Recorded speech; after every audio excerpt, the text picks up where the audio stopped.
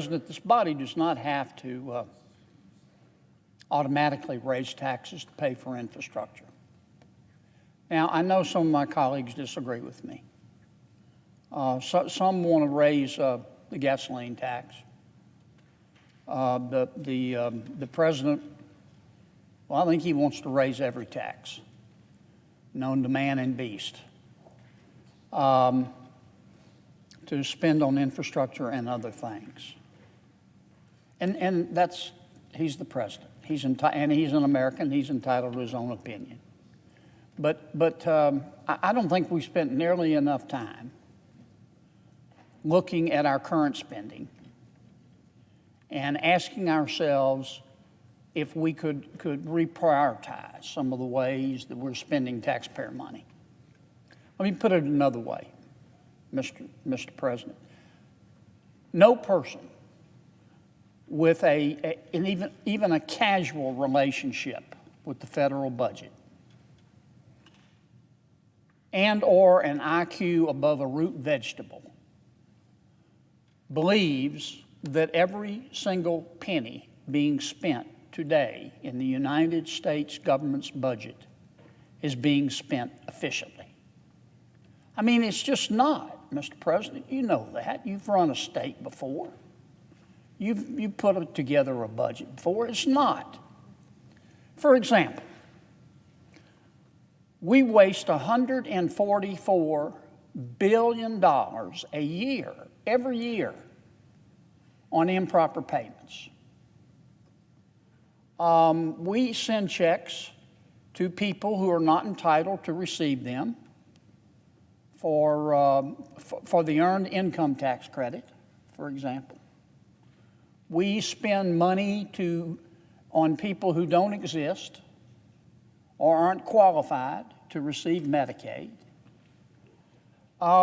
We even send money to dead people, and they cash the checks, or at least their relatives do.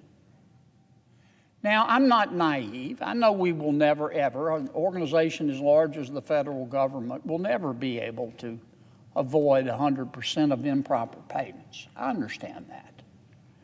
But we ought to at least try, particularly on sending the checks to dead people. And even if we could reduce that $144 billion by 10%, or 20%, or 25%, we're talking about a very large amount of recurring revenue. A very simple solution, I've suggested this to the White House, which hasn't responded, but we have passed legislation in this body, as you know, to try to stop sending checks to dead people. There's just one problem. It was made effective 3 years from now. I had to agree to it in conference to get the bill passed. There's no good reason for it, other than some lobbyists insisted on it. President Biden right now, I think, could pick up at least $10 billion, maybe more, we're not sure how much, by just saying effective immediately, my administration is no longer going to send checks to dead people. I mean, who's going to get mad? Who supports sending money to dead people? American people don't. Number two, we could repurpose the money, a lot of the money that we've already appropriated. I've lost count of how much money we have appropriated for the coronavirus, not just on the public health, but also for our economy. And look, I voted for many of the bills. I didn't vote for the last one because I thought the last one was unnecessary, it was too expensive, and it really wasn't about the coronavirus.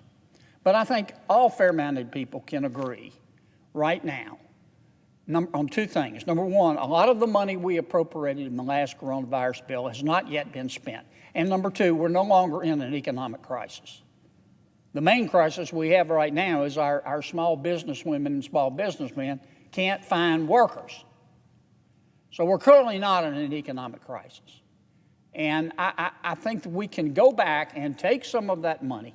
In my state, in Louisiana, it's going to take some aspects of my state government, it'll take them 10 years to spend all the money we sent to them in the last bill.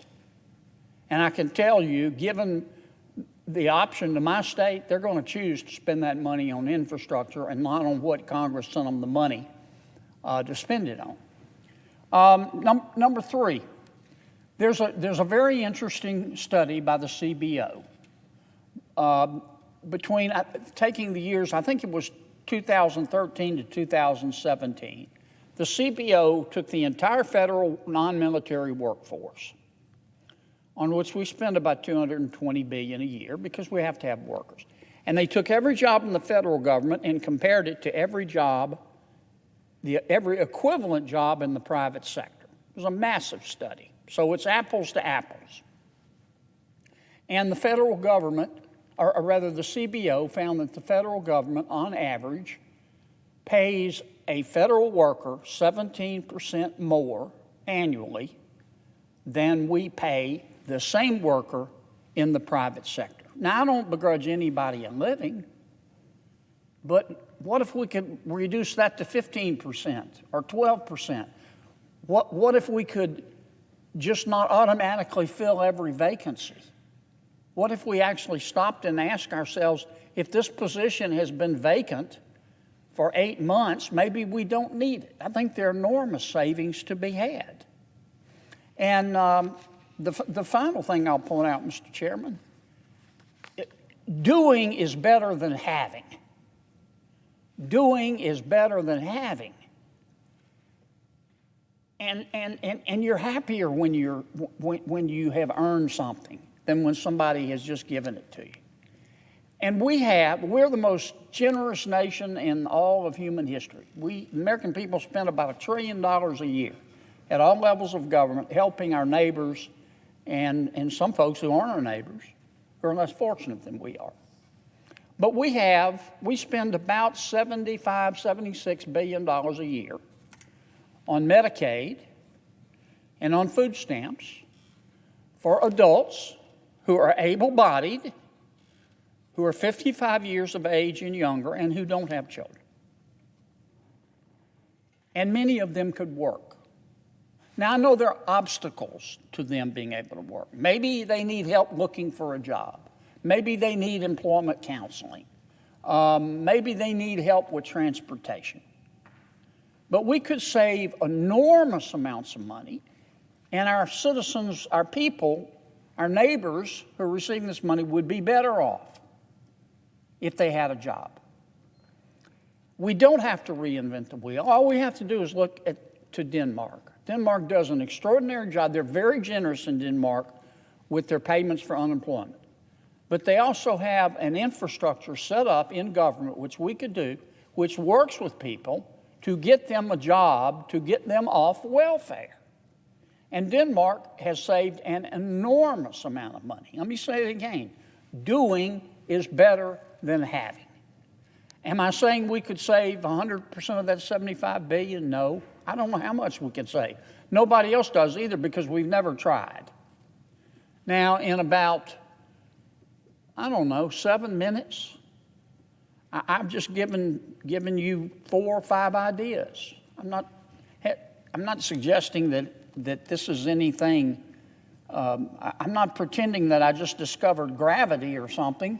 This isn't earth-shaking. I mean, you can find this with just a cursory amount of research. Just call the folks over at the Congressional Budget Office and ask them, how are some ways we can save money in our federal budget?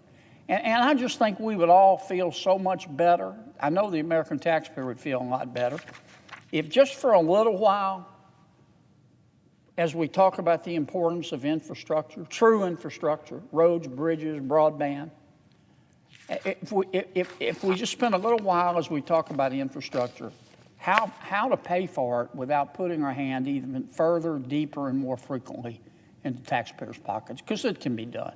I watched you do it, Mr. President, in Colorado. I mean, I've seen too many public officials do it, and I think we need to at least try. With that, Mr. President, I suggest the absence of a quorum.